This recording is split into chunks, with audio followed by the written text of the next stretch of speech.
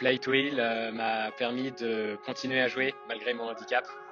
Ça m'offre l'accès à un loisir et une alternative aux séances de rééducation. Play to Heal, c'est un projet étudiant qui est porté par les Sylves et Microsoft et qui implique une équipe de 9 élèves en 4e année. Une moitié spécialisée en informatique et une autre moitié spécialisée en santé. Je m'appelle Philippe Trottin et je suis le directeur de l'inclusion et de l'accessibilité numérique chez Microsoft France. Microsoft soutient les nombreuses innovations techniques au service des personnes en situation de handicap. Je suis ravi d'avoir pu soutenir cette année encore le projet Play to Heal qui va permettre à des personnes ayant des problèmes de mobilité grâce à leur système et à la manette adaptative de Microsoft de pouvoir jouer à des jeux vidéo comme tout le monde.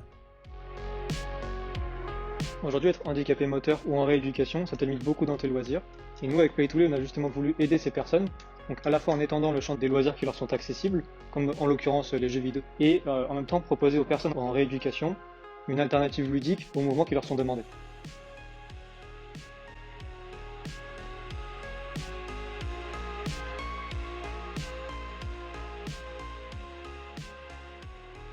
Alors concrètement, en quoi ça consiste? On commence par placer les électrodes sur un muscle et lui associer un bouton sur la manette. Lors de sa contraction, un signal électrique est capturé et envoyé au MyAware. Le signal est ensuite récupéré et filtré par notre microcontrôleur avant d'être comparé à un seuil dynamique de contraction propre à chaque utilisateur. Quand une contraction est validée par notre microcontrôleur, celui-ci renvoie une impulsion électrique à la manette adaptative équivalente à une pression sur le bouton sélectionné. Le premier point fort de notre projet, c'est sa dimension open source. Ça permet à n'importe qui de le répliquer, de l'améliorer et de le personnaliser à volonté.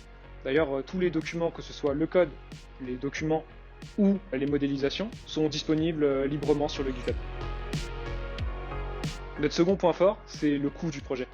On avait comme objectif de créer quelque chose de beaucoup moins cher que ce qui existe déjà sur le marché, et on y est parvenu, avec un prix d'environ 50 € à partir d'un muscle, et de 30 € supplémentaires pour chaque muscle. Le dernier point fort de notre projet, c'est son autonomie. Grâce au choix des composants qu'on a utilisés et des technologies qu'on a employées, on a pu atteindre une autonomie d'environ 50 heures en utilisant des piles AA standard. Je tiens à remercier les Sylves et monsieur Philippe Trottin pour nous avoir permis de réaliser ce projet et on espère que ça vous plaira.